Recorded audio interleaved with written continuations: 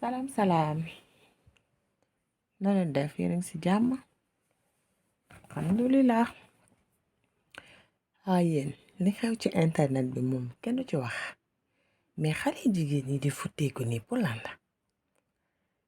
ku si wanewul si kaw yaa ngi wane si suuf ku si juutuwul yaa ngi périer mais man dama comprendre ma mais attends bu fekkente ne pour am far bu am xaalis jëkkër bu am xaalis est-ce que jar na di mais imagine nii su ngeen ko wanee dans 40 wala 30 ans moom mbaa di ngeen ko nangoo toog seetaanandoo ko ak seen ay sët di ñaaw na de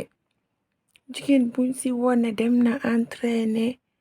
lekk na ba suur wala naan na doom dem na salle de sport na rek il faut que buy photo mu juutu wala boog il faut que buy kii mu jël dënn bi def ko noo xamante ne xëcc na yére bi ba nga xamante ne moitié sein yëpp dafay génn si biti man de dama waaru man lii lu ko fi jar moo tax léegi ñëpp képp ku am xaalis yaa ngi dem opéré ji parce que li nga non mais attends xalaat leen ne am na ay xale yu nga xamante ne dañ leen di seetaan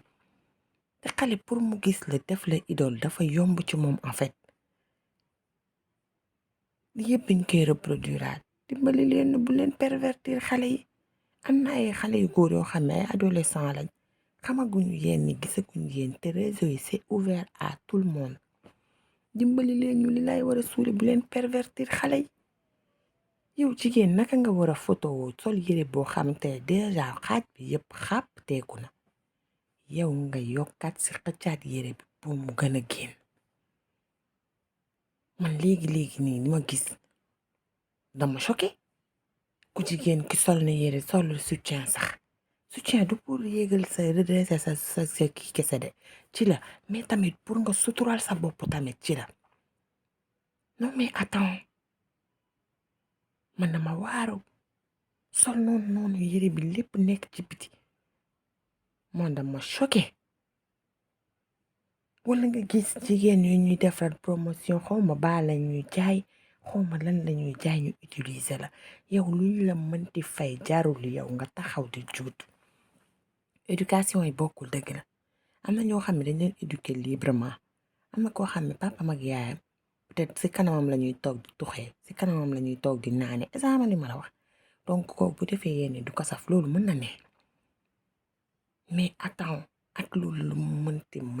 am di nga dem ba benn moment boo màggee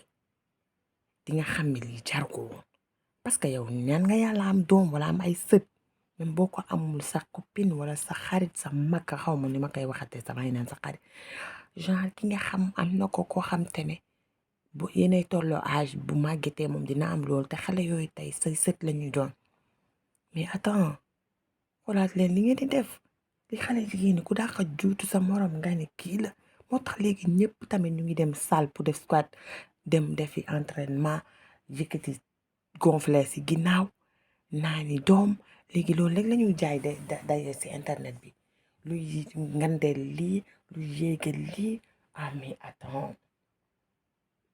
image yi may gis ñaaw na de te chaque jour na de jour en jour nag ñu ngi dugal siti balaa ñuy kontaan ñu dugal loolu ñu ñuy dugal tamit ñoom ñoo koy dugal seen TikTok yi des fois ñee dem jëli ko foofu des fois ci seen snap ñoo xam fuñ ko mënti dugal mais yërëm leen seen bopp yërëm ñu ma waxuma pour man dëgg la choqué na ma en tant que jigéen di ko def bi laay dama choqué mais dañu am ay doom ñu soxla màgg sans esquiver yenn kii yi dañu bëgg ñu màgg normal comme ñun ni ñu màggee ñun bi ñu nekkee xale gisuñu lu mel nii mu ñu choqué jommee wuñu woon nii ma di jommi la parce que gis loo xamul lu la jaaxal da ngay jommi xale yi am na yoo xamante ne xamaguñ ko may leen seen temps ñu màgg ni ñu war a màggi étape par étape li ñu war a xam ñu xam ko benn par benn mais doo leen jël xale yi ndaw ñu juddu rek xam lépp jàppale leen li ñaaw na ñi ko fii def duñu ay xale yu ndaw ku ñu révélation bu bees kii moo génn temps yi rek mu commencé moom bu ko deful tamit ñu dem ci biir page am moom moo ko fa dugal fii kuñ fi dugal sa ay soutien yoo xam te ne danga taxaw photo génne sa ay li nekk ci soutien bi yow yaa ko génne jàppale leen ñu lii nii ñëpp ñu leen fi gën a baax a fi ne toog luy problème bi bëgg fës jarul lii bëgg fës jarul lii doy na waar ñaaw na